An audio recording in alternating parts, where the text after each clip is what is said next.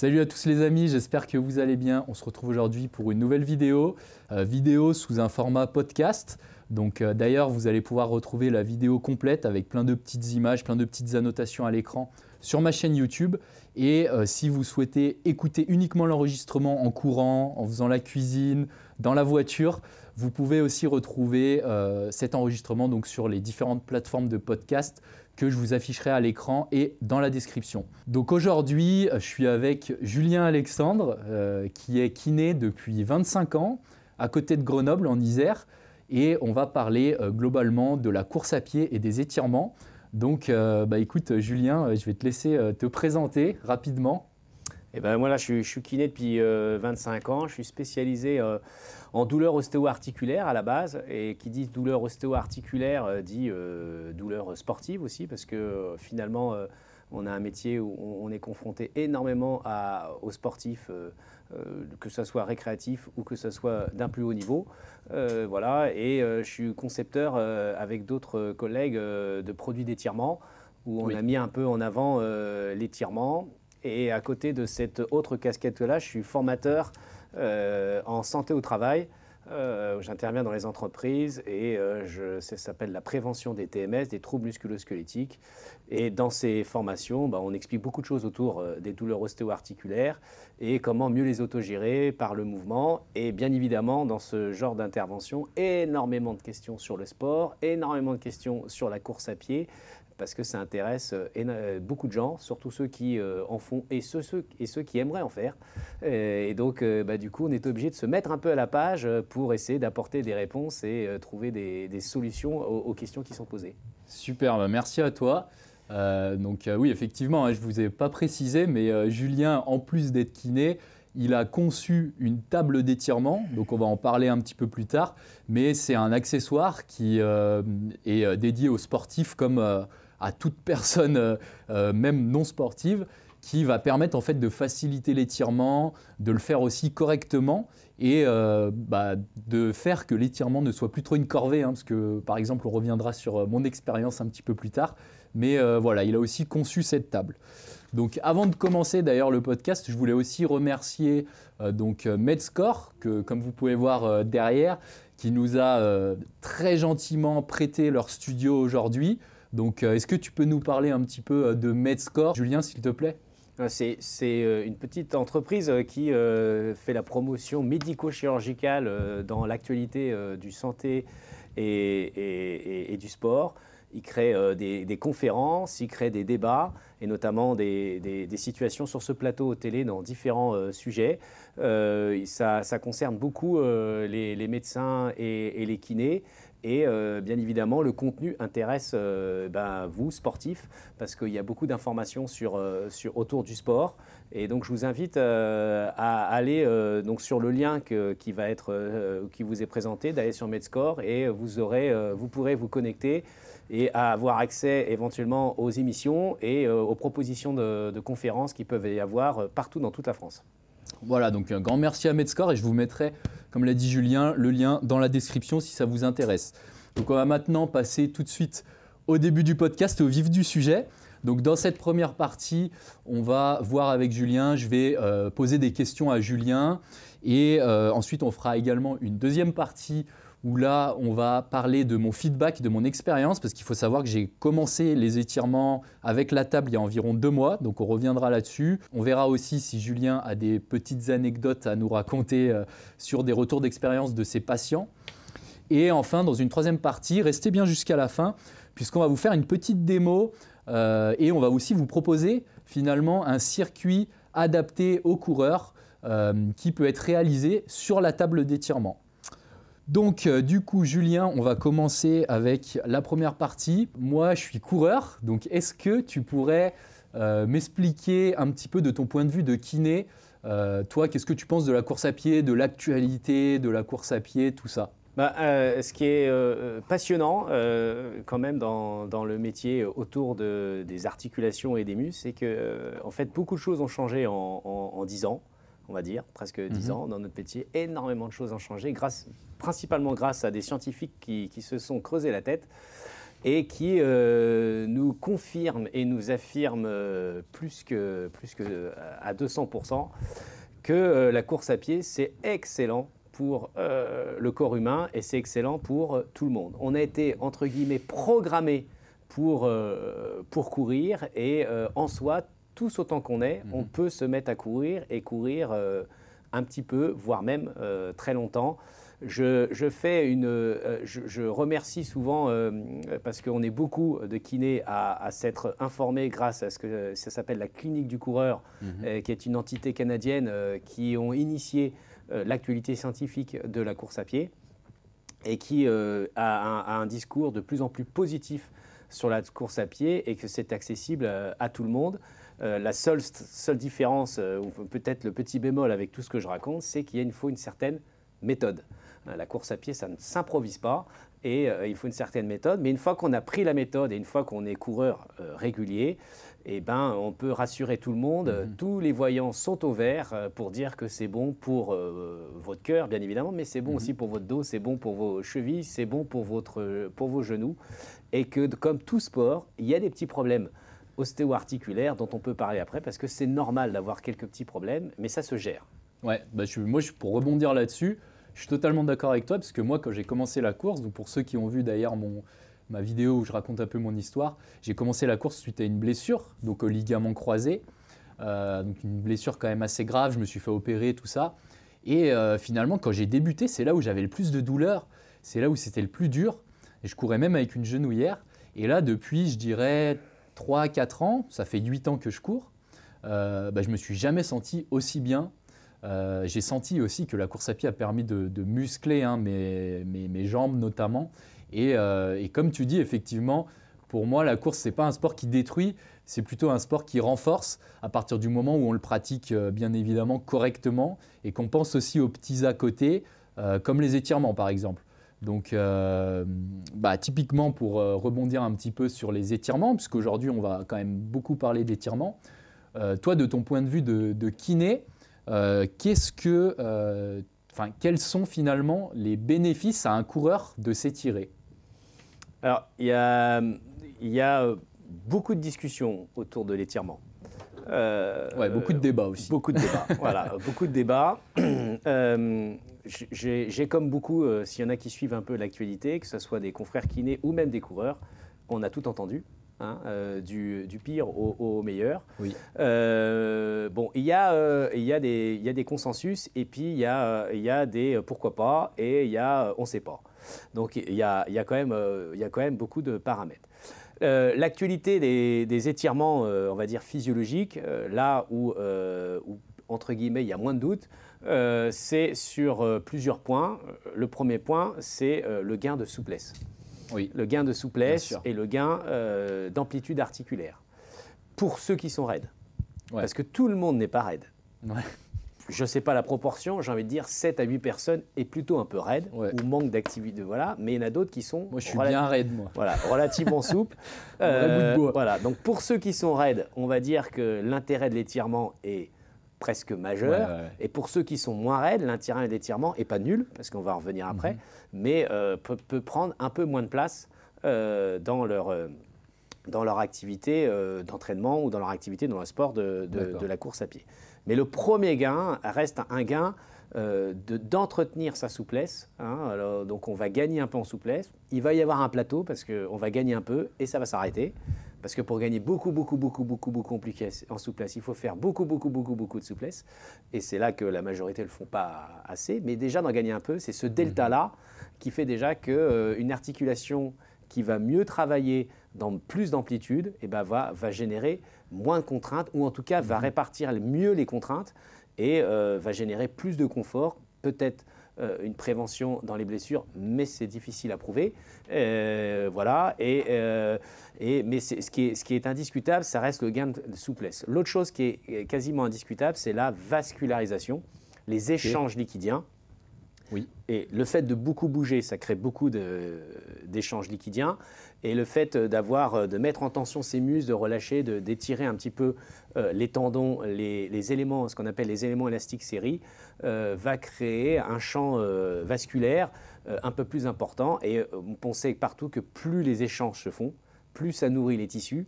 Et plus il peut y avoir des bénéfices à tous les tissus d'être bien nourris par les échanges liquidiens. Donc ça participe principalement à ces deux choses-là. Super. Et maintenant, on va un petit peu parler aussi de le bon moment finalement pour s'étirer. On m'a beaucoup posé la question sur mes réseaux sociaux, tout ça. Et déjà pour toi, est-ce que c'est intéressant de s'étirer avant un effort? Voilà, typiquement, on parle de course à pied, donc on va rester sur la course à pied. Moi, je le fais jamais personnellement. Je m'étire jamais avant je fais des gammes, tu vois, des accélérations avant une séance. Mais c'est vrai que je me suis jamais étiré, j'ai jamais eu ce réflexe-là. Mais est-ce que c'est intéressant finalement de s'étirer avant l'effort? Et est-ce qu'il faut plutôt s'étirer des gros étirements où on tire vraiment notre muscle? Ou est-ce que, d'ailleurs, on nous a posé la question sur Instagram, est-ce que c'est intéressant aussi de faire des étirements plutôt actifs? Ok. On sait une chose, il y a un consensus scientifique, c'est que les étirements dits passifs, oui. Les étirements dits passifs, alors on pourrait montrer, ou éventuellement on montrerait sur des images que c'est qu'un étirement dit passif, est contre-indiqué avant la pratique d'un sport. D'accord. Parce que c'est contre-productif. Quand on fait un étirement passif avant la pratique d'un sport, notamment plus le sport est violent, comme un départ violent de 10 km comme tu peux faire, ou un match de foot, plus le sport est violent, plus on a plus besoin d'exciter le muscle que de le détendre. Ouais. Voilà. Et l'étirement passif a plutôt un effet de détente, d'où l'intérêt dont on parlera plus tard. Mais c'est plutôt un effet de détente, un effet de baisse de vigilance, et ce n'est pas du tout ce qu'on veut lui demander au muscle. On veut lui demander tout l'inverse. Donc, on a au moins ce consensus-là où aucun intérêt de s'étirer passivement avant une activité physique. Ce que l'on peut, là où il y a la subtilité, c'est dit l'étirement actif ou activo-dynamique. Voilà. Qu'est-ce que c'est qu'un étirement activo-dynamique? C'est de mettre en tension un muscle, mais dans un mouvement. Si je prends mon bras, là, je vais faire un mouvement d'étirement activo-dynamique où je vais chercher de l'amplitude et contracter, relâcher, parce que je suis handballeur et je vais tirer avec mon bras et je vais l'exciter un petit peu. Et puis après, le fait aussi en course. Hein. Voilà, on fait autre chose. Voilà. Et je vais mettre de la charge. Mais faire respirer, s'étirer, étirer vraiment ses articulations, détendre et faire du passif, alors qu'on va demander au bras. Je prends l'exemple du handball parce qu'on est sur le plateau, c'est plus simple. Et ben c'est pas ce qu'on va lui demander. On va lui demander d'être. Donc c'est plutôt de l'activité, aller chercher des amplitudes, voilà, pour pouvoir amener de l'excitation au muscle et lui demander vraiment d'être compatible avec l'activité physique qui va derrière. Ce qui est différent de gagner un petit peu en mobilité. Parce que si moi qui cours un peu, voilà, j'aime bien travailler un peu ma mobilité de hanche parce que je me sens plus confortable pour courir en étant immobile de hanche. Ce n'est pas un étirement passif, mais je vais ouvrir mes hanches, travailler un tout petit peu en descendant bas, remonter, descendre en bas et ouvrir, par exemple, pour mon cas de figure à moi. Voilà, c'est ça, ça dépend de ça dépend des individus, voilà. Et puis peut-être qu'un gymnaste ou des métiers à souplesse, eh ben, ils vont aller chercher leurs articulations dans des amplitudes extrêmes parce qu'ils vont leur demander d'aller dans les amplitudes extrêmes. Voilà. Donc, voilà, tout dépend un petit peu des sports. Mais pour ce qui est de l'étirement passif proprement dit, chose que j'ai fait il y a 25 ans en arrière, parce qu'à 25 ans en arrière, voilà, c'était pas bien clair, et que beaucoup font encore, et ben, ça n'a pas d'intérêt. Voilà, nous on est là pour clarifier les choses. Voilà. Et du coup, l'étirement avant un effort de course à pied, faut oublier. Voilà. On est d'accord. Donc là, on a parlé de l'étirement avant l'effort. Du coup, on va parler maintenant de l'étirement après l'effort. Donc ça, c'est pareil. Ça, c'est des débats sans fin. Moi, j'ai vu plusieurs écoles à ce sujet-là, même autour des pistes d'athlétisme, tout ça. Des fois, je vois des personnes qui finissent leur séance. Ils viennent de faire 10 fois 400, donc c'est des efforts très intenses où tu vas casser énormément de fibres. Et directement après leur séance, ils vont faire des gros étirements passifs. Et moi, on m'a toujours dit, Alors après, le fait que tu sois là, tu vas nous donner la vérité, j'espère. Mais moi, on m'a toujours dit, faire des gros étirements passifs comme ça, tout de suite après l'effort, c'est pas bon. Pourquoi? Parce que quand tu fais un effort, tu vas casser de la fibre, ton muscle va être fragilisé. Ensuite, il y a le processus de reconstruction musculaire. Et quand tu vas étirer à chaud un muscle qui est fragilisé, qui a cassé de la fibre, tu vas là peut-être créer des lésions supplémentaires. Donc moi, j'ai toujours entendu ça et on m'a toujours conseillé finalement de m'étirer au moins 2 heures après l'effort. Tu prends ta douche tranquillement, tu laisses redescendre le cardio, tout ça, et ensuite tu peux faire ta session d'étirement. Donc toi, qu'est-ce que tu en penses de ça? Alors dans le sujet des étirements après le sport, le consensus de s'étirer tout de suite après, c'est vrai qu'il semble être assez clair, où il n'y a pas d'intérêt pour les raisons que tu viens d'évoquer. Donc c'est tout à fait vrai. Voilà. Là où c'est un peu flou en fonction d'une publication à une autre ou des avis à un autre, c'est l'étirement à distance.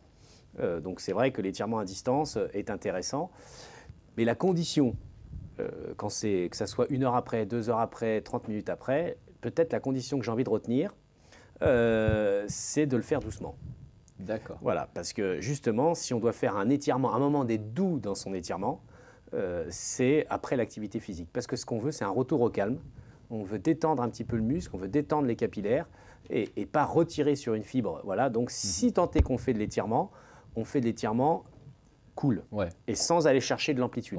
On est plutôt dans la détente. Et chose qui est possible avec la table. Chose qui est possible avec la table parce qu'on a les jambes en l'air en plus. On verra ça tout à l'heure. On a les jambes en l'air en plus. Mais on a envie de dire que dans ce cas de figure-là, c'est un peu individu dépendant parce qu'il y a des individus qui vont faire un peu des étirements doux après un quart d'heure avant, 1 heure après, je veux dire, ou 2 heures après, et qui éprouvent tout de suite un mieux-être, ça les détend. Et puis d'autres, ça dépend, ils ne trouvent pas forcément d'intérêt. Moi, je trouve que quand on a tiré un petit peu, qu'on est monté dans les tours, qu'on marche un petit peu, qu'on prenne une douche ou pas, mais qu'on prenne un peu de temps et qu'on se met juste à s'occuper de son corps, à faire un peu de souplesse, bon, bah, c'est bien. Pourquoi c'est bien de manière non intensive? Parce que parfois, il y a des individus, c'est ça ou jamais. Je comprends. Jamais ils vont faire d'étirement. Ils vont mettre C'était un peu mon cas. C'est ça ou jamais. Donc, on a envie de dire, prenons ça. C'est mieux que rien. Voilà. Avec éventuellement cette condition, ça ne sert à rien de forcer. De parce pas qu'on faire on a déjà éventuellement cassé un peu de fibre. Donc, voilà. Ça peut être bien, mais en contrôlant l'amplitude. Allez pas trop loin, faites-en un petit peu. Ce qui est très recommandé dans la récupération, vraiment ce qui fait vraiment du bien dans la récupération, c'est la récupération un peu active comme le vélo, de faire tourner ses jambes. Le massage reste quelque chose d'extrêmement recommandé, sauf qu'on n'a pas tous un masseur sous la main. Mais pour ceux qui ont connu ça, de se faire masser les guiboles après une épreuve, c'est top. C'est du coup mieux que l'étirement, pour le coup. Mais on n'a pas ça sous la main. Bien Alors sûr. après, il y a un peu les rouleaux de massage. Après, il peut y avoir la cryothérapie. Il y a plein de petits adjuvants qui peuvent aider. À chacun d'y trouver son intérêt. Mais de toute façon, à partir du moment où on décide de faire doux, parce qu'on vient d'exciter et on a un retour au calme. Mais ceci étant dit, une fois qu'on a dit ça, arrivent donc les étirements passifs avant l'activité physique. Non. Les étirements passifs après l'activité physique, pourquoi pas et sous condition, d'accord? Et puis arrive le troisième moyen de faire des étirements, c'est en dehors de toute activité physique. Moi, c'est ce que je faisais, c'est ce que je fais personnellement, le matin plutôt. Voilà, et donc là, pour le coup, on revient dans du verre, si je peux parler du verre scientifique, si je peux parler, où à des niveaux différents, on a plus ou moins tous besoin de se prendre un petit moment régulier pour faire de l'étirement passif en dehors de toute activité physique. On est dans une activité normale. Alors, chacun y trouvera le moment où il veut. Et là, pour le coup, la majorité d'entre nous, on en a bien besoin d'aller étirer ses muscles en fin d'amplitude. C'est ce qui manque. D'ailleurs, c'est marqué noir sur blanc sur les recommandations de l'OMS, où il y a X heures de sport. Et dans le sport, l'endurance, l'intensité et la souplesse, les étirements qui doivent faire partie de notre quotidien hebdomadaire et dont c'est la préconisation des petites quantités, mais régulièrement. Donc la souplesse passive en dehors de toute activité physique, c'est là qu'il y a l'enjeu. L'enjeu de gagner en souplesse, l'enjeu de gagner peut-être en flexibilité de contraction, en flexibilité des tendons qui bougeraient mieux voilà, et que ça peut prendre sa valeur pour son bien-être, pour le gain d'amplitude et pour le geste sportif, et éventuellement pour la prévention des blessures, mais ça reste à prouver. Oui. Voilà, et aussi sur son auto-détente, parce qu'on n'a pas toujours quelqu'un qui va nous masser, il faut qu'on se gère tout seul, et la gestion des étirements passifs en dehors de toute activité physique peut être parmi tous les panels dont je viens de décrire. Et du coup, on va continuer de parler un peu des sessions d'étirement. Est-ce que pour toi, parce que moi, par exemple, de ma propre expérience, depuis que j'ai la table, voilà, je m'étire, moi, perso, c'est le matin. Tu vois, je prends mon café, je me mets sur la table et je m'étire 5 à 10 minutes. Pour moi, ça suffit largement. Mais tu vois, dans le passé, je suis déjà allé, par exemple, en salle de sport. Il y a des salles de sport qui proposent des sessions stretching. Et c'est des sessions où tu vas finalement t'étirer pendant 45 minutes, 1 heure. Toi, qu'est-ce que tu recommandes?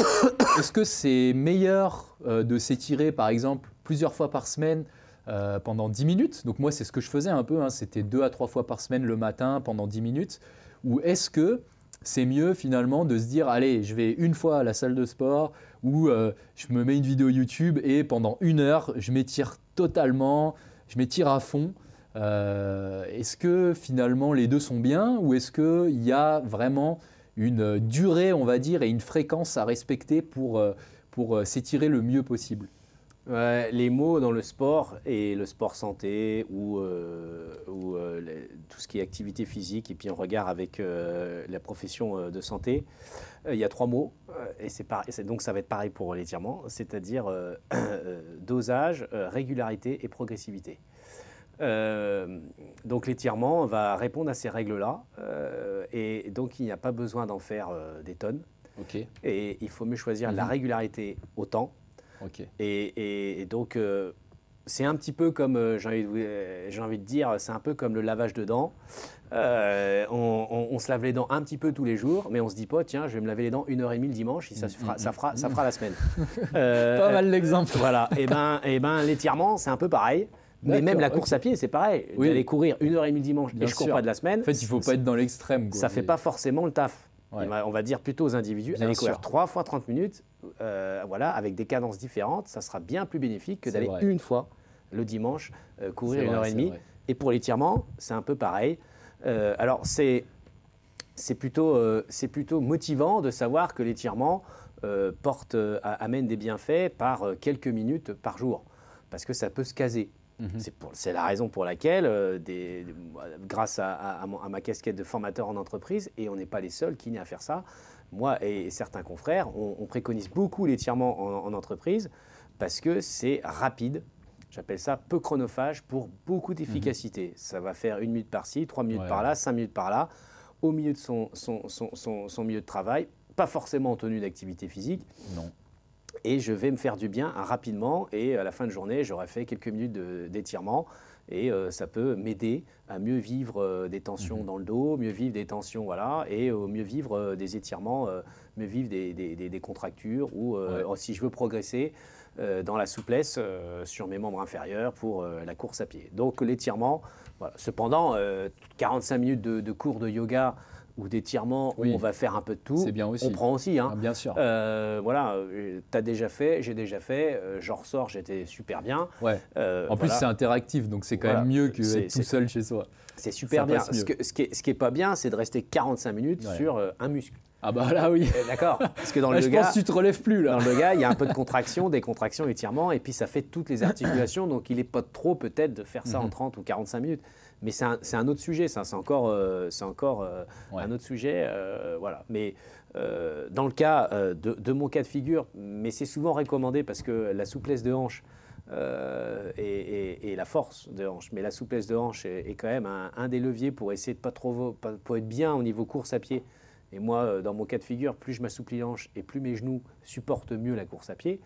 Je fais une sorte de yoga étirement des hanches avant de courir, voilà, en essayant d'aller ouvrir mon bassin. qu'on recommande souvent pour les raidos comme moi. Hein. Voilà, je suis beaucoup moins raide qu'il y a 25 ans derrière parce que je me suis mis à l'étirement. Mais j'ai ma petite part. Et puis, il se trouve que je vieillis. Et qu'on soit souple ou moins souple, il y a quelque chose dont c'est inéluctable, c'est qu'avec l'âge, on s'enraidit. Donc, plus on avance dans l'âge, plus la part de l'étirement ou de la souplesse dans son mode de vie doit prendre de l'importance. C'est pour ça que l'étirement est quand même individu dépendant, sport dépendant, âge dépendant, mais malgré tout, l'âge fait qu'il y a peut-être, je sais pas, il y a peut-être 50% des individus de 25 ans qui ont besoin de s'étirer. On arrive proche de 100% des individus à 60 ans, à 65 ans, à 70 ans, où là, ça prend une part énorme. Voilà. Et plus on a gagné du terrain avant, mieux c'est. Et puis, il y a cette histoire aussi de mémoire corporelle, où quand on a eu une certaine souplesse et qu'on a fait de l'étirement et qu'on se remet à faire de l'étirement, c'est plus facile à faire que ceux qu'on n'a jamais fait. Bien sûr, j'imagine. Ok, voilà. Super, merci pour les précisions. Maintenant, je voulais aussi parler un petit peu des blessures et des étirements, parce que moi, j'ai une petite expérience justement avec ça. Il y a, je dirais, 3-4 ans, je me suis fait une blessure en course à pied. Donc, c'est une pubalgie exactement. Donc, pour ceux qui ne connaissent pas, la pubalgie, c'est, tu m'arrêtes si je dis une bêtise, mais c'est une inflammation en fait d'un tendon ou d'un muscle qui se trouve au niveau du pubis, sur l'insertion un peu du pubis et du haut de la cuisse. Donc, et globalement, la pubalgie, ça fait quand même mal. Moi, personnellement, j'ai arrêté de courir pendant 1 mois à ce moment-là. Et je suis allé chez mon médecin du sport. Elle m'a redirigé vers un kiné. Heureusement que vous êtes là. Et le kiné, finalement, il ne m'a pas fait faire des trucs de fou. Et finalement, ce que je faisais, c'était un peu de proprioception, un peu de renforcement, je dirais 30-40% de la séance. Et les 60 autres % de la séance, il me tirait à fond. Donc on faisait, je me rappelle surtout, tu sais, l'étirement du papillon, là, où tu te mets en tailleur et où tu pousses. Là, ça tire bien au niveau du pubis. Et aussi, je m'allongeais et il prenait ma jambe et il la poussait comme ça. Et ça tirait super bien. Et je sentais vraiment les étirements. Au final, j'ai pris cette routine pendant 1 mois. Et au bout d'1 mois, en faisant que ces étirements, j'ai réussi à guérir et à reprendre la course à pied. Donc tu vois, quand j'ai eu cette expérience, à partir de ce moment-là, je me suis dit quand même, quand on nous envoie chez le kiné, quand on a une blessure, on revient souvent à la même chose. Au final, c'est renforcement, étirement et on guérit. Avec le repos aussi, bien sûr. Mais voilà, donc moi, je voulais te demander un petit peu, finalement, toi, tes patients, quand ils arrivent, comment tu les diriges vers l'étirement? Est-ce que l'étirement, finalement, ça permet d'accélérer le processus de guérison? J'imagine que dans certains cas, non. Mais par exemple, pour mon cas, avec une pubalgie, je pense que ça a vraiment été bénéfique, quoi. Alors, sur les réseaux sociaux, on entend souvent des kinés, ou beaucoup les kinés du reste, mettre du doute dans l'étirement, mettre beaucoup du doute dans l'étirement. Et ce qui est amusant dans cette histoire-là, sans vouloir, et ces kinés qui sont sur les réseaux qui disent des choses super, tout est bien, voilà. Mais ils mettent le doute et parfois ils disent ouais, l'étirement ça sert à rien, parfois, voilà. Mais quand on suit leur chaîne et qu'ils arrivent sur des pathologies, et ce qui est bizarre, c'est qu'un jour ils disent que l'étirement c'est moyen, et puis quand ils donnent un protocole de guérison pour une pathologie, on trouve de l'étirement. Ah oui, mais moi j'ai à chaque fois tout le temps eu de l'étirement. À chaque fois. Quand j'ai eu des blessures. Et partout. Donc, j'ai souvent envie de dire, c'est marrant parce que sur la chaîne, sur la vidéo de l'autre jour, tu avais l'air de dire, voilà, mais quand tu proposes un protocole, il y a, voilà. Et tu as tout à fait raison, où le pourcentage de temps consacré à l'étirement pour une pathologie, il a diminué. D'accord. Voilà. Peut-être qu'il y a 20 ans, 25 ans, pour un problème de dos, pour une tendinite ou autre, on faisait énormément d'étirements. D'accord ? Et aujourd'hui, le changement, on a passé de 80% d'étirement à 20% d'étirement et 80% de renforcement musculaire. Okay. Donc, ton kiné a répondu, et c'est peut-être pour ça que ça allait mieux, c'est qu'il t'a fait faire du renforcement musculaire, qui est quand même la voie royale. Le renforcement musculaire reste une voie royale. Et l'itinéraire bis, qui est toujours là à notre côté, c'est toutes les choses qui sont à côté du renforcement, dont l'étirement. dont l'étirement, qui reste quelque chose toujours associé au renforcement, mais dont la part a un petit peu réduit. Et dans mon infrastructure, je vois tous mes confrères qui pensent aussi que l'étirement, bon, la discussion, voilà, ce que je viens de raconter, cependant, toute la journée, ils étirent des gens. Ouais. Et toute la journée, en plus du renforcement, bien évidemment, ou de la proprioception, il y a du retour de personnes qui trouvent que l'étirement leur en fait du bien. Et voilà, donc c'est extrêmement, c'est un jeu c'est assez instable cette information sur l'étirement. Et justement, lors d'une conférence récemment, il y a quelques mois en arrière, une grosse conférence à Lyon, justement sur la course à pied, il y avait un médecin du sport qui a parlé de ce sujet-là, comme tu m'en parles en question. Okay. Voilà. Et qui racontait, voilà, il est assez renommé, qui racontait les problèmes, les discussions qu'il peut y avoir autour de l'étirement. Bon, il a conclu une chose très simple, il a dit, vous pensez ce que vous voulez, moi je m'étire et je conseille l'étirement. Voilà. Et les publications, voilà, parce que quand on voit ce que ça fait en termes sur soi-même et quand on voit le retour des autres sur l'étirement, je vais continuer l'étirement. J'ai un peu son point de vue où je ne m'aventurerai pas à dire à un sportif ou à un coureur, arrête-toi de t'étirer parce qu'il y a une publication dans la page 250 machin qui dit que l'étirement, voilà. On en a parlé un petit peu avant, ça s'est affiné en termes de conseils, hein, des contre-indications à certains moments, des indications à d'autres, mais supprimer l'étirement de son entraînement ou de son quotidien ou de la rééducation, ça serait une erreur. Ça serait une erreur. Okay. Alors, dans le cadre de ta pubalgie, le fait que tu sois guéri assez rapidement, parce que c'est assez rapide. Un mois, ouais, c'est rapide. C'est très rapide. C'est ce qu'on m'a tous dit. Et puis, en plus, j'ai pas eu de. C'est pas revenu après. Voilà. Et moi, j'ai des amis, tout ça, qui m'ont dit fais gaffe, ça peut revenir. Voilà. Et c'est jamais revenu. Donc, et il se trouve que c'est assez rapide, ta pubalgie. Pourquoi ça a été rapide? Peut-être que ça a été pris à temps. Peut-être que ce n'était pas 100% une pubalgie, parce que le diagnostic est extrêmement difficile. Tous les diagnostics de pathologie ostéo-articulaire sont extrêmement difficiles. C'est le traitement qui marche qui confirme le diagnostic. Et ce n'est pas l'imagerie et le diagnostic qui dit je pense que, c'est sûr que tu as ça ou que vous avez ça. On va d'abord voir si le traitement marche. Et je parle du traitement dit conservateur, hein, avec des étirements, du renfort, machin. Et si ça marche, il est fort probable qu'on soit dans un contexte de pubalgie ou aussi de dysfonctionnement du bassin différentes. Voilà, il peut y avoir des tas de solutions. Mais c'est assez rapide. Et puis il y a aussi un autre paramètre, c'est que tu t'entraînes beaucoup, que certainement tu as des adducteurs qui sont déjà forts et que tu as 30 ans. Parce que... J'avais même 27 ans à l'époque. Allez, 27 ans, voilà. Et donc si on a des gens qui nous écoutent et qui ont 42, 47, et moi j'en ai 49, j'ai eu une pubalgie. Voilà, il se trouve que j'ai eu une pubalgie il y a 2-3 ans en arrière, ça a été beaucoup plus long. Ouais. Cependant, dans mon cas de figure à moi, ayant vécu, parce qu'un kiné qui vit une pathologie, j'ai vécu plein de pathologies, et c'est normal, mais c'est extrêmement formateur. Parce qu'on essaye d'appliquer et de ressentir ce que ressentent les autres.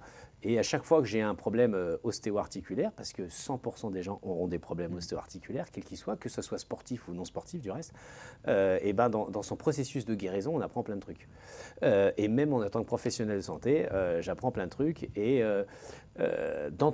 comme toi, au début, ça m'a fait tellement mal que j'arrivais plus à courir. Voilà. Et ce qui m'a soulagé à court terme, hein, parce que c'est du court-termiste, c'est les étirements. Les étirements m'ont soulagé à court terme. Mais par contre, pour pouvoir refaire ce que j'avais fait, il a fallu que je fasse du renforcement des adducteurs qui était quand même un peu douloureux à chaud au début de la pubalgie et qui sont devenus plus acceptables avec le temps qui passe et les étirements qui ont calmé un peu le feu. Voilà, et on pourrait associer du bon massage des adducteurs parce que je n'ai pas quelqu'un qui me masse les adducteurs tous les 4 matins, mais si je te masse les adducteurs le jour où tu avais mal, ça détend, ça vascularise un peu et ça ne fait pas de mal. Voilà, les étirements. Et puis toute autre chose, mais la voie royale souvent dans la pubalgie et beaucoup de pathologies, ça reste le renforcement musculaire adapté à chaque situation. Voilà, et on peut rajouter les étirements, c'est toujours. Et les étirements, il y en a toujours. De toute façon, moi, comme je te dis, je ne suis pas allé non plus 10 000 fois au kiné, hein, je n'ai pas été blessé beaucoup de fois, mais on en revient souvent, comme tu dis, aux étirements, aux renforts, proprioception aussi, je ne sais pas si tu mets ça dans la case renfo. Bien sûr, ouais. Mais voilà, moi, c'est souvent ces 3 choses que je fais finalement. Il y a toujours un peu, Voilà. il y a toujours à un moment donné un peu d'étirement. Donc on peut le Mais dire ça quand même part à diminuer. que les étirements favorisent quand même à la guérison, étant donné que les kinés, de toute façon, nous le font pratiquer. Moi, j'en suis persuadé parce que de ma propre expérience, je sais que dans le cadre de ma pubalgie, alors comme tu dis, c'était peut-être juste une inflammation, pas forcément une pubalgie, vu que ça n'a pas duré longtemps, mais dans ce cas de figure-là, moi, vraiment, c'est vraiment les étirements qui m'ont fait du bien et pour moi, c'est même les étirements qui m'ont guéri.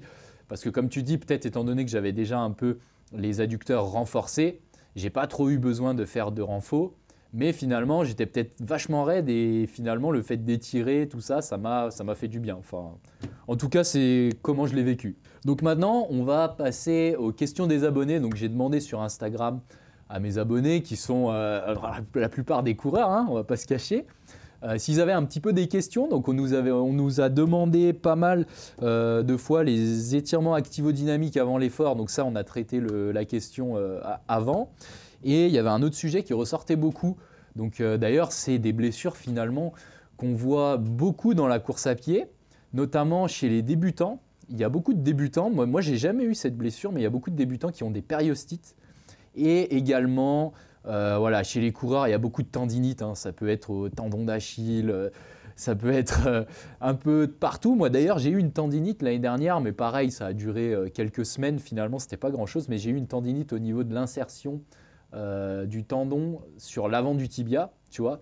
Donc voilà, finalement, pour en revenir à la question, qu'est-ce que tu peux recommander aux abonnés, à la communauté qui nous demandent pour soulager leurs blessures grâce aux étirements, notamment dans le cadre d'une tendinite ou d'une périostite?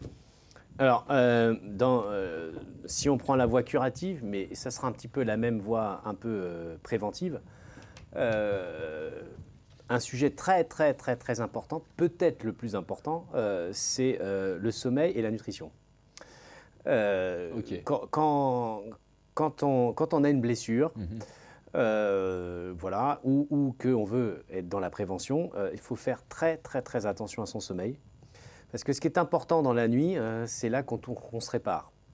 La nuit, c'est vraiment, on dort, mais à l'intérieur de notre corps, ça bricole toute la nuit pour réparer, que ce soit nos muscles, nos tendons, nos ligaments, ça fait le tri dans notre cerveau.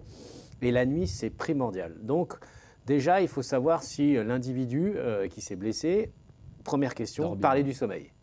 Et ça, d'ailleurs, mon coach, il me le dit tout le temps, hein. Si Maxime il regarde le podcast, il m'a toujours dit il faut dormir, c'est un des facteurs les plus importants. C'est le plus important. Donc là, pour récupérer. Pour le coup, tu vois. Pour récupérer, pour éviter les blessures. Et quand on est blessé, pour se guérir, il faut mettre l'accent. Donc ça, c'est tout le temps là. Après, il y a l'alimentation également qui fait son chemin. Parce que si on demande des contraintes à son corps et qu'on lui donne que de la salade, si je peux parler ainsi, le corps ne va pas pouvoir fabriquer du tissu pour lutter contre les contraintes et fabriquer du muscle. Donc tout ce qui est protéines, tout ce qui est oméga 3, oméga 6, et puis bien évidemment les fruits et les légumes, antioxydants, mais toutes ces choses-là sont extrêmement importantes à la guérison.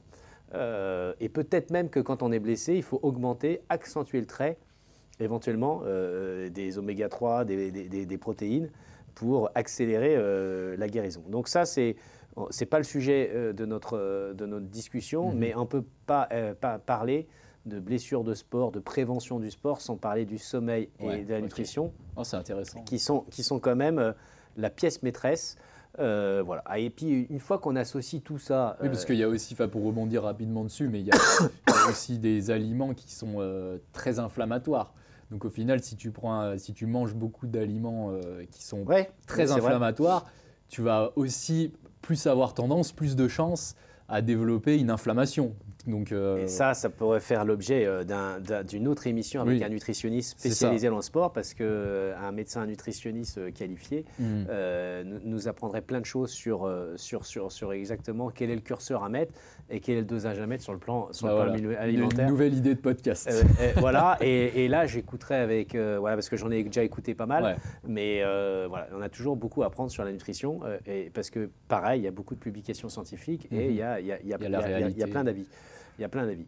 Mais donc, dans la prévention ou le chemin curatif, sommeil, alimentation, c'est important. Bien évidemment, quand on a mal quelque part, il y a une histoire de peut-être de trop. Il y a du trop de quelque chose aussi. Sur un manque de quelque chose. Il y a trop de quelque chose sur un manque de quelque chose. Le manque de quelque chose, il peut être donc sommeil, alimentation, mais il peut être aussi un manque de muscle, quelque part. Il y a un manque de muscle quelque part, et qui fait que la charge est trop forte à un endroit, et la lumière s'allume, et j'ai mal. Voilà. Donc, on a deux stratégies en kiné, on va dire. On a une stratégie pour éteindre un peu la lumière, donc j'ai moins mal. Ça, c'est les stratégies court-termistes. Et les stratégies court-termistes, j'ai moins mal, c'est les étirements. Éventuellement le froid ou le chaud, là c'est encore un autre podcast plus tard. Le massage, qu'est-ce qu'on a d'autre? D'autres adjuvants qui peuvent éteindre la lumière, c'est-à-dire que j'ai moins mal. Mais après la question c'est, est-ce que j'ai mal quand je vais refaire? Et ça on appelle ça la reconstruction, renforcée. Et c'est là qu'une fois qu'on a éteint un peu la lumière, ce qui peut aller vite, d'accord, renforcer le tendon qui fait mal ou l'endroit qui fait mal, pour augmenter son niveau de résistance, pour que dans la reprise, ou quand je vais lui en demander beaucoup, je suis plus fort et du coup, j'ai plus mal, parce que les contraintes que je demande sont inférieures à ma capacité de résistance. Donc il faut augmenter sa capacité de résistance. Dans toutes les pathologies, là où on s'est trompé il y a 25 ans, vu que j'ai un recul de 25 ans sur mon métier, c'était pathologie égale repos, donc non, égale que étirement, donc non, et égale arrêt du sport et faire un autre sport, donc non. On va plutôt essayer de faire du repos relatif. Je diminue la charge de ce que je vais faire, ou je fais un autre sport provisoirement et je reviens dessus. Et puis, je vais voir un professionnel de santé où je trouve ma solution sur les réseaux, et je vais tout seul essayer de renforcer, une fois que j'ai un peu éteint la lumière, mais l'éteindre la lumière, ça peut être assez rapide, je vais essayer de renforcer. La tendinite ou tendinopathie, c'est le terme un petit peu... la tendinite, tout le monde se comprend, mais la tendinopathie, c'est le terme un petit peu scientifique. Voilà, c'est quand même la base de la tendinopathie, c'est à base de renforcement et non plus de repos. Alors, il peut y avoir aussi une stratégie de courir différemment. Ou faire du vélo. Nous, c'est souvent ce qui ressort. Finalement, quand le coureur est blessé, vu que la course à pied, c'est un sport à impact, finalement, ce qui revient souvent, même moi, ça m'est arrivé quand je me suis blessé, c'est le réflexe, c'est tout de suite, en plus, les coureurs qui sont un peu comme moi, c'est ça y est, quand tu te blesses, c'est la fin du monde, tu es comme ça parce que tu ne peux pas courir. Du coup, il faut forcément compenser, et c'est vrai que ça peut passer par le vélo, qui est un sport porté, donc tu vas moins avoir les impacts, ou encore la natation, d'autres sports, quoi. Ça reste provisoire. Provisoire, Ce sont des sports provisoires pour continuer à faire bouger son corps. Et sachez qu'on sait que plus on va faire tourner la pompe cardiaque régulièrement, plus le sang va circuler, plus le sang circule, plus le liquide circule, plus la guérison du tendon abîmé, du muscle abîmé, de l'articulation abîmée va cicatriser, ou va en tout cas se renforcer rapidement. Donc il ne faut jamais s'arrêter. Et quand on a très mal, on a un état de grâce d'arrêter 24, 48 heures, 72 heures, mais c'est rare qu'on aille au-delà de ça. Et donc, on est tout le temps dans une préconisation active de la guérison. Alors, c'est toujours embêtant d'avoir une blessure quand on aime le sport. Voilà, c'est toujours embêtant, mais il faut le prendre comme une expérience. Et comme quoi, on va apprendre plein de choses. Et la capacité de résilience va augmenter. Parce que quand on a une blessure, et tu as déjà vécu ça, Et je pense que tous ceux qui écoutent ont déjà vécu ça. Et que tout seul, comme un grand, sous les conseils éventuellement d'un professionnel, eh ben, je passais de je peux plus à je suis reparti comme avant. Eh ben, ça rend plus fort, c'est intéressant et ça permet de mieux anticiper la prochaine et mieux connaître son corps. Parce qu'il y aura une prochaine, hein, et il y aura une prochaine. Si ce n'est pas une tendinite, ça sera un claquage. Si ce n'est pas un claquage, ça sera une douleur au dos. Mais il y aura quelque chose, sachant que toute la bobologie autour de l'activité physique, c'est beaucoup, beaucoup, beaucoup moins grave que tous les bobos qu'il y a dans la sédentarité qui sont moins voyants, moins douloureux, mais beaucoup plus graves. Ok. Et mais tu vois, pour rebondir un petit peu sur le fait de la blessure, ça enseigne finalement, ça permet de grandir et d'apprendre des choses. Ben, tu vois, je peux faire aussi le parallèle avec une contre-performance. Tu vois, quand je fais une contre-performance, ce qui est arrivé par exemple en octobre cette année, et ben, en fait, il ne faut pas s'enterrer, se dire je suis nul, tout ça. Il faut, je pense que tu es totalement d'accord et c'est pour ça que je fais le lien, mais il faut plutôt en tirer des effets, enfin des leçons positives finalement de cet événement qui est plutôt négatif. Donc voilà, chaque course, comme chaque blessure, il faut, je pense, en tirer vraiment une expérience positive pour justement après progresser et pas refaire les mêmes erreurs d'ailleurs. Et on apprend plein de choses dans la blessure, rien que par rencontrer des professionnels de santé qui peuvent faire de l'éducation thérapeutique et d'éducation sportive et se dire ah ben j'ai appris ça.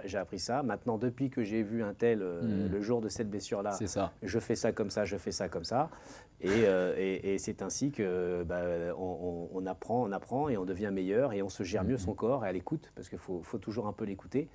Et il faut savoir diminuer aussi de temps en temps, en l'écoutant fort, savoir dire que là, si je fais ça, je vais finir par me blesser parce que j'ai déjà vécu ça et ça permet de faire de l'autoprévention plus efficace. Je suis totalement d'accord.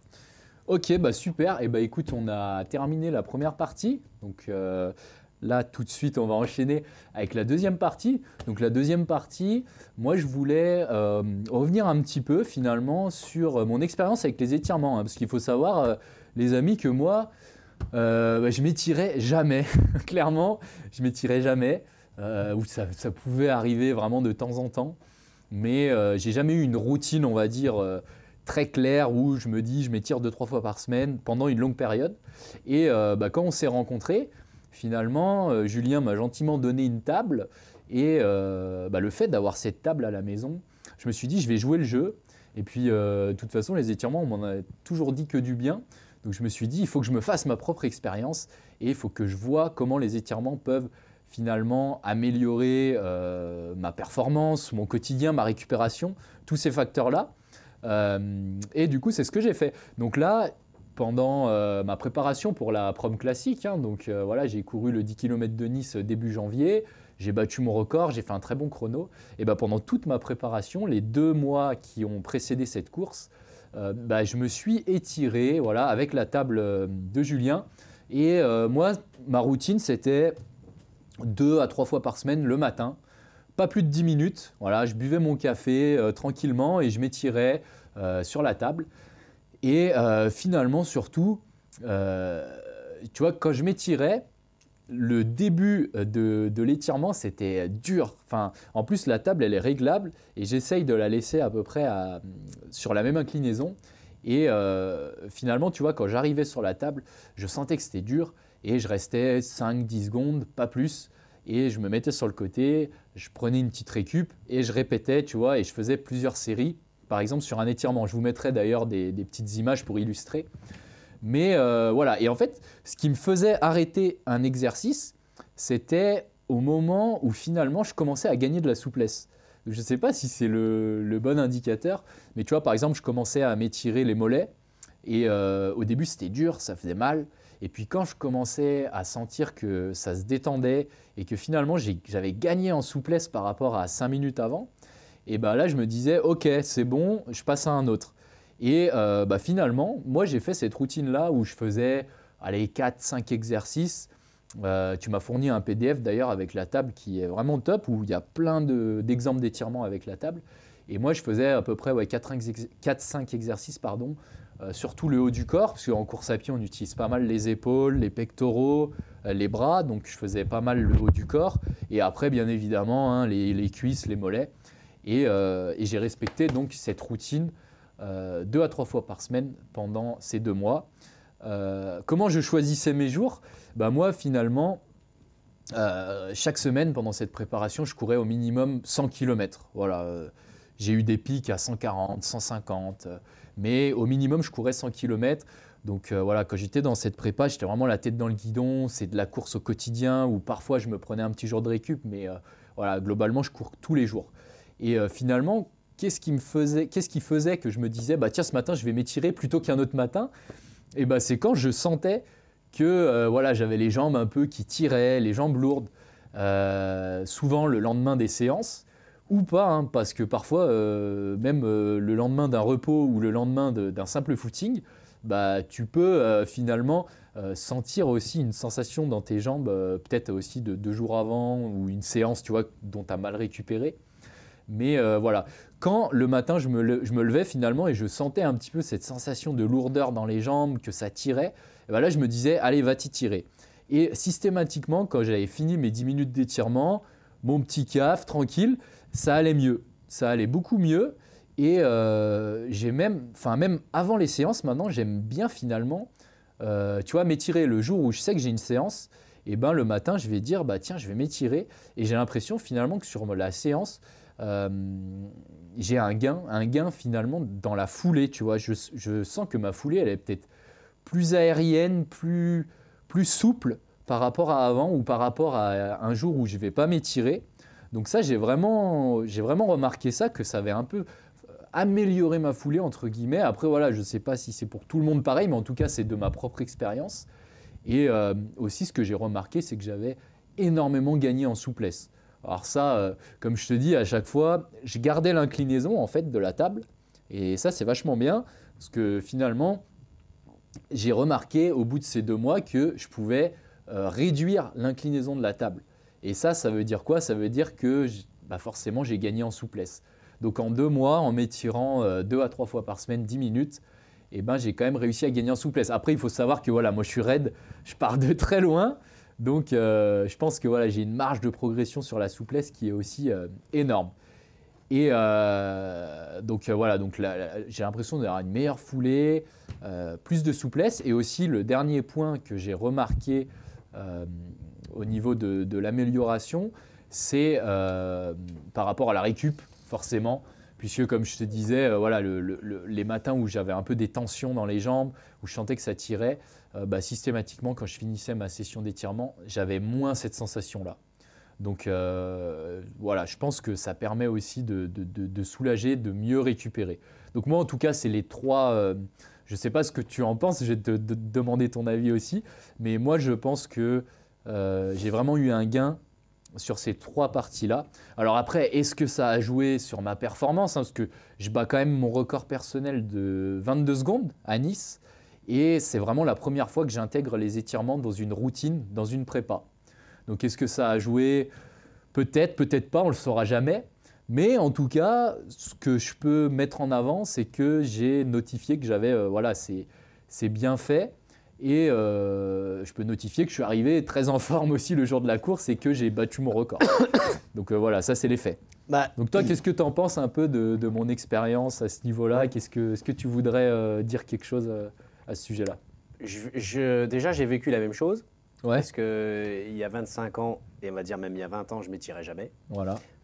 Voilà, je me suis mis à m'étirer à force de conseiller l'étirement dans mon activité professionnelle, j'ai quand même le faire. Et j'ai ressenti les mêmes choses, voilà, à titre personnel, j'étais moins fatigué. C'est-à-dire oui, c'est ça. Moins fatigué. Dans les sports que je faisais, j'allais plus loin. Et je faisais, j'étais parti de 0 et je me suis mis à faire des étirements presque tous les jours. Donc j'ai ressenti déjà ça. Les effets, vraiment, on en a parlé sur la souplesse, on en a parlé sur la vascularisation, sur la détente musculaire certainement. Bon, on a oublié de dire que ça étire les nerfs. C'est quand on met ces muscles en tension, ça tire sur le nerf. Il y aurait aussi le fait que le nerf donne une information différente. Donc du coup, le fait d'aller chercher loin en amplitude, ça ne fait pas aïe. Ça passe parce que le nerf a été chercher de l'amplitude via l'étirement. Donc il y a une histoire de nerf là-dedans qui est a priori scientifiquement encore un peu floue, mais ça peut être de logique cette histoire. Voilà, et donc du coup, le fait que le geste est de plus en plus ample, et que tu te sens... c'est ça. Justement, je voulais rebondir sur ce que tu dis. Le geste est de plus en plus ample. C'est ce que je cherchais tout à l'heure quand je disais j'ai amélioré ma foulée. Ouais. C'était surtout une impression d'avoir une foulée plus ample, avoir plus d'amplitude et tu vois, de pouvoir mieux dérouler finalement ma foulée. Et c'est ça que je cherchais tout à l'heure, mais je ne trouvais pas les termes. Donc c'est exactement ça, c'est l'amplitude de la foulée que j'ai l'impression qu'il s'est améliorée. Et j'ai envie de résumer que ça soit le nerf, que ça soit la vascularisation, que ça soit l'articulation. En fait, on gagne quelque chose à faire un peu d'étirement, sous conditions dont on a parlé au début de l'émission. Et ça apporte beaucoup. Et moi, de l'expérience de beaucoup de personnes, des centaines et des centaines, parce qu'avec le recul, je n'ai entendu que du bien-être des gens et que depuis que je m'étire, je ressens moins de douleur au dos pour beaucoup et je me sens mieux pour ceci ou je me sens mieux pour cela. Sachant que la voie royale, et j'arrête pas de le répéter, reste quand même l'activité physique pour ceux qui n'en font pas beaucoup, mais voilà, ou le renforcement dont on vient de parler avant, c'est quand même la voie royale. Mais à côté de cette voie royale-là, il y a ce petit chemin des étirements et qui ne fait que remplir des cases vertes sur telle ou telle sensation. Et en ce qui concerne éventuellement la table, parce que là, il y a un conflit d'intérêts à parler de la table, parce que c'est une activité commerciale à côté. Voilà. Mais pourquoi on est toujours là 15 ans plus tard sur la table? Parce qu'on ne cesse d'entendre des individus qui disent « Ah bah avant, je ne m'étirais jamais. Mais maintenant, je m'étire parce que c'est facile avec le matériel, voilà. Parce qu'on n'a pas du tout besoin de matériel pour s'étirer. Hein. Justement, on n'a pas du tout besoin de matériel et que ton expérience de coureur, on va dire haut niveau, si les auditeurs essayent de prendre la sincérité de nos propos, je ne savais pas du tout, et toi non plus du reste, ce que ça allait donner cette table avec ton expérience de coureur et que tu me dis j'ai jamais couru. Eh ben, on a tenté l'expérience sur peut-être une durée encore trop courte, mais sur 2 mois. Et voilà ce que Anthony ressent. Et j'ai vu une autre personne dans une conférence qui avait fait 2 marathons à 1 an d'intervalle. Un premier marathon sans étirement et un deuxième marathon avec étirement dans sa préparation. Ouais. Il n'a rien gagné. Il dit qu'il n'a rien gagné en performance. Par contre, c'était plus facile. Ouais. Et voilà, c'est-à-dire qu'il a gagné en confort. Mais il n'a pas fait une meilleure performance. Mais du coup aussi, le fait que ce soit plus facile, finalement, que tu récupères mieux, tu vas peut-être plus te donner dans ta prépa. Et ce qui a été le cas pour moi, hein, j'ai vraiment fait une très grosse préparation. C'est peut-être la plus grosse préparation de ma vie pour faire cette perf. Et finalement, pendant cette prépa, je me suis senti bien tout le long. Ce qui donne après derrière une bonne perf, tu vois. Donc ça a peut-être aussi joué. Donc voilà. Mais d'ailleurs, Julien, sans transition, tu nous parlais de la table. Donc maintenant, on va attaquer avec la partie 3. Et dans cette partie 3, on va vous parler un petit peu de PhysioStretch. Donc PhysioStretch, c'est l'entreprise que Julien a créée avec son associé. Donc écoute, Julien, est-ce que tu peux nous parler un petit peu de l'entreprise PhysioStretch? Qu'est-ce qui t'est venu à l'idée de créer cette table, de créer cette entreprise? Alors, il y a 15 ans en arrière, parce que l'histoire a commencé il y a 20 ans, donc ce n'est pas d'aujourd'hui, où l'étirement prenait beaucoup de place en kiné, prenait beaucoup de place. Aujourd'hui, ils en prennent un petit peu moins, mais ça reste, voilà, je pense qu'on a trouvé le bon rythme. Prenez beaucoup de place. On expliquait énormément aux patients, si je peux dire, comment s'étirer. Et je trouvais avec un de mes collègues qu'on perdait notre temps. Parce que c'est pas facile de s'étirer, c'est compliqué de bien expliquer et essayer d'inventer un produit qui pourrait faciliter la tâche parce qu'on est quand même un peu feignant sur. Oui, puis on peut le faire mal. On peut le faire mal. Ouais, on peut le faire mal, mais voilà. Et en pensant cette table, on a repensé une posture qui s'appelle dite Mézières. Alors ceux qui connaissent un petit peu Mézières, c'est quelque chose qui a 40 ou 50 ans, qui est une posture d'étirement. Voilà, qui a eu sa. Vous mettra des photos. Ouais, qui a eu son succès. On a repensé ça avec une petite table où on ouvre, facile, transportable, pas lourde, pour se mettre dans une position dite confortable d'étirement des chaînes postérieures à la base. Voilà. Et au moins, on a vu avec les prototypes, avec les individus qui ne connaissaient rien à l'étirement, et s'est dit tiens.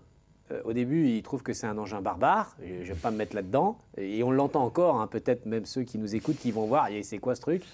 Et puis une fois qu'entre guillemets, ils ont les fesses dedans, ah ouais, c'est pas si mal. Ouais, c'est pratique. Et c'est pratique parce que ça met une tension et je suis pas si mal. C'est un peu le transat qui étire. Et c'est comme ça qu'est née un petit peu l'idée de faire un peu plus d'étirement aux personnes, de leur faciliter la tâche. C'est un outil facilitateur. Et puis ça fait son chemin. Et 15 ans plus tard, c'est toujours sur Internet, fabriqué toujours autour de Grenoble. Ouais. Et on a vente que sur Internet. Alors, bien évidemment, les auditeurs ne connaissent pas parce qu'on n'est pas à la pub à la télé, on n'est pas dans les magazines. On est kiné, on fait autre chose à côté. Bon, c'est une petite activité, mais qui tient sa route toujours. C'est pour ça qu'on vous met en avant. Ouais, voilà. Et on a... on a eu ce qui nous a donné un petit peu du baume au cœur, si je peux dire. C'est assez rapidement, et je ne sais pas pour quelle raison en fait. On a équipé l'équipe de France de foot, on a équipé des sportifs de haut niveau. Tu parlais de Vicente Lizarazu. Ouais. Vicente Lizarazu, c'est notre premier client. Mais le hasard, je ne le connais pas, ce monsieur. Oui. Voilà, et qui même fait un post Instagram un jour en disant j'ai découvert un truc super. Et puis voilà, j'en passe, c'est des meilleurs des rencontres, quelques télés à l'époque. Voilà. Et le truc continue et entre guillemets, en laissant vivre cette société normalement par Internet, on trouve des clients et on a, je ne veux pas dire 100% parce que ça serait mentir, mais une probabilité très très forte de genre c'est vachement bien. C'est pas donné. Il faut trouver l'espace. Voilà. Après, l'espace, c'est quand même. Elle est pliable. Elle est pliable. Et les clients, finalement, on a très souvent cette réponse-là que j'utilise. Avant, je ne m'étirais jamais. Maintenant que j'ai fait un chèque, si je peux parler ainsi, j'ai fait un chèque, je m'étire. Parce que j'ai trouvé que c'était vachement facile de s'étirer. Ouais. Et c'est exactement ce que tu m'as dit, toi, où tu n'avais pas envie de t'étirer. C'est ça. Mais d'aller dans le truc de feignant, là, fait par des kinés. Exactement. Et du coup, c'est plus facile de s'étirer. Et du coup, je préfère dépenser de l'argent et avoir du matériel pour m'étirer. Mais parce qu'il n'y a pas besoin de matériel pour s'étirer, on est tous d'accord là-dessus. C'est exactement ça. C'est moi, en plus, tu vois, la table, moi, elle est dans une pièce et limite, elle est tout le temps dépliée finalement parce que quand elle est dépliée, c'est juste une grande planche, quoi. Tu peux la mettre contre un mur et ça prend de la place, oui et non, je dirais, parce qu'une fois qu'elle est pliée, vraiment, tu peux la glisser même entre deux meubles, ça passe. Donc, en tout cas, à ce niveau-là, c'est parfait. Et ce que j'ai beaucoup aimé aussi, comme tu dis, c'est le fait que finalement, tu n'as pas d'effort à faire. Tu réfléchis pas, tu te dis, allez, je me mets sur la table. Tu vois, moi, je prends mon petit café, ça passe bien, tu as les mains libres. Tu peux, ça dépend quel étirement tu fais, mais sur plein d'étirements, tu as les mains libres. Tu peux regarder ton téléphone, tu peux faire un peu autre chose à côté. Et finalement, c'est un peu mon moment de détente le matin où tu vois, je pense à autre chose, je prends mon café, je me réveille tranquillement. Et c'est limite devenu une routine. Bon, pas tous les matins, je ne vais pas vous mentir, mais j'essaye de faire ça 2 à 3 fois par semaine, comme je le disais, quoi. Moi, c'est ma routine de tous les jours au boulot. Voilà. Et c'est ce qu'on préconise dans les entreprises, de mettre des tables d'étirement, parce que je fais exactement comme toi. Dans un premier temps, je fais mon téléphone comme beaucoup, je mets à jour mes mails, les machins et tout. Et puis après, je suis déjà mis en tension et je suis déjà dans une position différente parce que j'ai les guiboles en l'air et qu'il y a le retour veineux et c'est pas désagréable de le faire. Et après, je pose mon téléphone et j'essaie de faire un peu plus de mise en tension ou pas si j'ai pas le temps. Voilà. Mais si j'ai le temps et j'ai mon taf en claquant des doigts au boulot parce que ça me fait une pause. Donc c'est une pause, ce que j'appelle une pause rentable. C'est pour ça que je préconise beaucoup en entreprise. Faites une pause rentable parce que être On n'a assis pas pour besoin ceux qui ont d'habits de voilà, sport, rien du tout, un en métier plus. sédentaire, être Ouais. assis et aller à la salle de pause, se réasseoir avec un café et éventuellement aller dehors, se réasseoir à fumer une clope. Ouais. Entre guillemets, tout le monde perd son temps et même la personne, voilà, autant aller dans la salle Bien d'étirement sûr. et s'asseoir, mais différemment. Voilà, exactement. Donc voilà, moi, c'est en tout cas, c'est le côté pratique. Parce que j'entends beaucoup de coureurs hein, comme moi, ouais, là, les étirements, la flemme. Alors pour aller courir, on est les premiers, mais par contre, quand il faut s'étirer 10 minutes, il n'y a plus personne. Ouais. Et le petit plan mollet aussi qui est. Oui, qui le est- plan mollet, c'est vrai, on n'en a pas qui permet parlé. d'étirer les plans mollets. Voilà. Souvent, il y en a qui ils commencent à acheter le petit plan mollet parce que voilà, ça permet d'étirer un peu les mollets et c'est extrêmement Ouais. confortable, ça prend pas de place. Voilà, bien Ouais, le évidemment, plan c'est un mollet, budget. c'est un autre produit vendu Ouais, par ouais, Physiostretch pour en étirer. plus de la table, hein, pour vous Voilà, préciser. voilà. Et donc du coup, ça c'est relativement assez simple à commencer et puis souvent ça crée l'envie d'aller plus loin et de s'équiper carrément de la table. Ok, super. Eh ben, écoute, maintenant, Julien, ça serait bien si tu pouvais éventuellement nous proposer, donc on va afficher à l'écran hein, les vidéos, mais nous proposer un petit circuit d'étirement qui pourrait être intéressant pour un coureur, par exemple. Ok. Bon, déjà la table, là, comme éventuellement, là, vous pouvez voir sur les images comment ça se plie et ça se déplie. Voilà, on va vous mettre des petites Ouais, vidéos. Vous allez voir que c'est assez rapide. Moi, j'avais déjà fait aussi une petite vidéo sur Ouais, sur mes réseaux sociaux. ça se plie, Et ça se déplie. ça se déplie vraiment très rapidement. Voilà. Et puis, donc, la table, elle est faite sur deux axes. Justement, pas pour hasard. Hein. Il y a, je ne sais pas si tu vois, mais la table elle est espacée de Oui. deux axes au milieu. Elle n'est peut-être pas faite au hasard, parce qu'au début, on avait fait avec un axe. Et le fait d'être espacé de deux axes, eh ben, ça permet de mieux accueillir le bassin D'accord. et tout de suite d'avoir une sorte de traction sur les lombaires qui va rendre tout de suite la position plus confortable pour la grande majorité. Voilà, ça c'est déjà un premier point. Et après, on se met en tension. La partie postérieure est souvent pré-réglée. La partie des jambes se règle en fonction déjà de son intensité. Ouais, et c'est ça, c'est propre à chacun. C'est réglable. Voilà. Comme je le disais, moi au début, j'ai commencé un peu large. Et puis au bout d'un mois, bah, quand tu sens que tu as gagné en souplesse, tu Voilà. peux réduire. Donc ça, Ouais. c'est vachement pratique. Voilà, on règle et après, la routine, c'est déjà de commencer par la chaîne postérieure, donc posture dite générale que l'on voit là, où je vais mettre en tension ma chaîne postérieure et je vais en profiter pour mettre en tension le haut. Parce que du coup, Oui. Avec les bras, et je viens chercher les barreaux Ouais, supérieurs. c'est un étirement que j'aime bien, là, Voilà, celui où ça tu es met comme en ça. ouverture, ça Ouais. vient ouvrir la cage thoracique, on en Ouais. profite pour faire du mouvement respiratoire. Mm. Et là, on a un étirement hyper global de la chaîne postérieure et de la cage thoracique et des épaules. Alors, c'est souvent très apprécié chez les gens qui sont très toniques de devant parce qu'ils ont les épaules, ils ont du mal à lever les bras en l'air. Ça vient étirer un peu, on vient gagner en amplitude. Et puis pour ceux qui ont des travails d'écran aussi avec qui je pense. Voilà, et donc ça c'est l'étirement un peu basique de chaîne postérieure. Et il faut bien penser qu'on a les jambes en l'air. Et les jambes en l'air, c'est retour veineux. Ouais. Donc, Exactement. voilà. Et pour ceux qui sont tout le temps assis ou dans d'autres situations, eh ben, le retour veineux est très apprécié par notre organisme de mettre un peu de temps en temps les guiboles en l'air. Pour ça que dans le lit, on dit qu'il doit avoir une surélévation du lit pour le retour veineux. Toutes ces choses-là sont déjà d'actualité scientifique. Oui, bien sûr. Là, on a les jambes en l'air. Et après cette tension-là, on peut éventuellement aller beaucoup plus loin et beaucoup plus fort. Pas après l'activité physique, beaucoup plus loin ou beaucoup plus fort, avec la sangle, où on peut venir tirer plus fort sur sa chaîne postérieure parce que la sangle sert à faire un contre-appui et aller venir chercher plus fort l'étirement. Voilà, on peut le faire en enroulement ou pas en enroulement. Et puis la mise en place en tailleur, donc c'est la deuxième routine très conseillée, mise en place en tailleur, en ouverture de bassin. Donc moi, c'est ce qui me manque souvent et que je viens me mettre en tailleur et en ouvrant. Alors, cette position de tailleur, quand on demande aux individus de se mettre assis au sol et de la faire, j'ai envie de dire, ça c'est encore pire. Là, il y en a 2 sur 3, si ce n'est pas 4 sur 5, ils ne la tiennent pas longtemps. Voilà. Le fait d'être dans la table, on peut rester X minutes dans cette position-là sans être en difficulté d'inconfort au niveau du dos, d'inconfort au niveau de position. Et je viens ouvrir, ça vient tirer dans ma hanche en termes d'ouverture, et donc un gain d'amplitude de la hanche, et ça vient tirer sur mes adducteurs, qui m'a fait beaucoup de bien à l'époque où je me suis fait une pubalgie. Pour la pubalgie, c'est ce que j'allais dire. Voilà. Et je peux même faire des contractés relâchés. D'ailleurs, tiens, le contracté relâché, Petite virgule, peut-être qu'on n'a pas parlé, mais le contracté relâché est très très apprécié. On mettra aussi. Voilà, très très apprécié par les kinés et très apprécié pour vous aussi de contracter les muscles relâchés avec un étirement derrière, où là il y a un gain d'amplitude supérieur. Donc on peut faire avec, comme on voit sur l'image, avec le gain d'amplitude voilà, sur le contracté relâché des adducteurs en ouverture. Et celui que, après, on peut éventuellement faire les fessiers, tout dépend. Il y en a qui ont des fessiers raides, d'autres moins raides. Moi, chez moi, ça tire, il n'y a pas de souci, mais chez d'autres, ça dépend.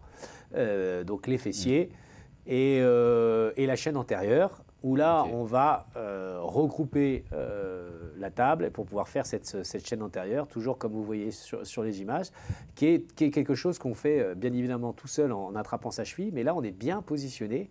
Et ça permet d'aller chercher la mise en tension du quadriceps, voire du psoas, en se repoussant en arrière de manière progressive.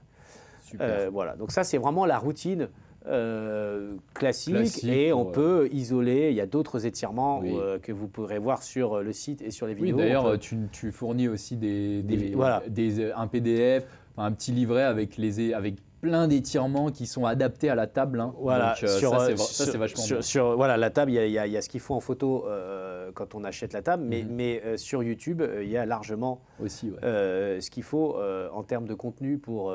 sur YouTube de Physio Stretch, du coup. Ouais. Mais sur la petite routine que je viens d'expliquer avant, déjà faire ça, parce que comme toi, comme moi à une époque, et comme la majorité peut-être de ceux qui nous écoutent, on est déjà à 0 seconde d'étirement, pour certains, d'accord. Donc avant de s'aventurer dans des trucs très spécifiques, très complexes, on fait déjà du général. Bien sûr. On apprécie et on voit ce qui se passe et après on peut aller plus loin. Et puis j'imagine que certains clients qui ont la table ont peut-être même inventé leur propre étirement avec la table. Voilà. Et je conclus sur 2 choses sur la table. Une mise en tension du dos en extension. Qui est un mouvement qu'on a inventé avec la table a posteriori, voilà, qui rappelle les recommandations aussi du dos de travailler l'extension, que vous voyez là sur les images également, et qui permet très, très confortable, qui permet d'avoir une traction extension du dos, et qui est très, très, très apprécié. À une époque, j'ai eu un petit problème de dos, donc j'ai tout eu. Quand on est kiné, on a tout, c'est bien, mais comme tout le monde, un petit problème de dos à un instant T. Voilà, et que ce soit mes patients ou moi, j'ai vraiment bien apprécié de faire cette posture-là d'étirement. Et la conclusion, le petit plan mollet, c'est vrai, pour étirer de manière progressive les mollets et la voûte plantaire. Ça, c'est vachement bien pour le coureur, typiquement. Je pense que le plan mollet, c'est un investissement pas cher. Ça permet d'étirer la partie postérieure. En plus, tu m'as dit que le plan mollet, il tirait mieux finalement les mollets que la table. Oui, donc, il y a plus de puissance par le plan mollet. Et que, en plus, le fait de travailler dans cette posture-là, l'étirement, ça vient gagner aussi en amplitude, en flexion dorsale de cheville dont on a bien besoin dans le déroulement du pas. Il y en a des fois qui s'étirent sur les mollets qui sont plus embêtés par la flexion dorsale que par la mise en tension des mollets. Et ça met en mise en tension la flexion dorsale et il y a ce gain d'amplitude aussi au niveau des chevilles. Donc c'est bonus. Et une fois de plus, pas besoin d'en faire des tonnes. C'est ça. Et l'avantage, c'est que finalement, vu qu'on est accompagné dans l'étirement, on va forcément bien le faire. Et c'est ça... surtout que j'apprécie avec la table, c'est parce que même moi, tu vois, quand je m'étirais, je me disais des fois, t'es pas droit, ou tu cambres le dos, tout ça. Et là, le fait d'avoir cette table, finalement, ça permet d'avoir la bonne posture et de bien s'étirer efficacement, quoi. Et en plus, c'est français. Et en plus, c'est 100% made in France. C'est tout fabriqué à Grenoble. Voilà. Ça vient pas par une entreprise qui y met du cœur. Exactement. C'est une idée française. C'était français. Il n'y a que le nom qui n'est pas français. C'était histoire de trouver le mot stretching et kiné dans le mot. Mais voilà, c'est fiable. En résumé, entraînez-vous progressivement. faites de l'activité physique progressive, surtout dormez bien et mangez bien. Et à côté, vous faites un peu d'étirement. Voilà, et vous y trouverez vous-même les bienfaits et vous pourrez répondre à la science que l'étirement vous a apporté un peu, sachant que ce n'est pas la voie royale, mais c'est la voie bis de toute préparation physique ou de bien-être en général. Et de toute façon, j'ai envie de te dire, quand on cherche la performance, moi je m'en rends de plus en plus compte, parce que je progresse, mais au bout d'un moment, le gain de performance finalement, quand tu atteins des paliers ou des niveaux, ça se joue à des petits ajustements. Et ces petits ajustements, tu vois, j'en parle souvent avec mon coach aussi, ça peut être des piliers comme les étirements, comme le renforcement musculaire, comme l'alimentation. Et tu vois, un bon coureur qui va bien progresser, mais qui va mal manger à côté, qui ne va pas s'étirer, qui ne va pas faire de renfo. Moi, tu vois, aujourd'hui, je ne fais pas du tout de renfo. Et mon coach m'a dit, là, tu vois, tu as bien couru, mais je pense que tu peux faire encore mieux si tu faisais du renfo. Et tu vois, il y a tous ces petits ajustements, et je pense que les étirements en font partie, qui permettent finalement d'améliorer ton expérience en course et de progresser. Ça, j'en suis persuadé en tout cas. C'est ça. Donc voilà, et écoute, on va conclure là-dessus. En tout cas, un grand merci à toi, Julien, d'avoir participé au podcast. Donc c'était très enrichissant, j'espère que ça vous a plu. Donc je vais mettre d'ailleurs tous les réseaux sociaux, même le site de PhysioStretch dans la description. D'ailleurs, à l'occasion du podcast, on vous propose une petite réduction sur le site PhysioStretch. Donc vous avez juste au moment de payer dans le panier à rajouter le code Anthony20 et vous aurez donc 20% sur le site. Donc voilà, merci à vous. C'est pour ceux qui ont pris le temps d'écouter jusqu'au bout. Et ça va être valable pendant un mois. Et voilà. Donc merci en tout cas également à Medscore de nous avoir accueillis. C'est super, on était hyper bien ici. Pour tourner le podcast dans de bonnes conditions. Exactement. Et en tout cas, si ça vous a plu, n'hésitez pas à me le dire dans les commentaires, à mettre le petit pouce comme d'habitude, à vous abonner à la chaîne pour ne pas louper les autres podcasts, parce que là, c'est un de mes premiers podcasts, mais il y en a plein qui vont arriver. Donc, merci pour votre visionnage et moi, je vous dis à la prochaine. Ciao!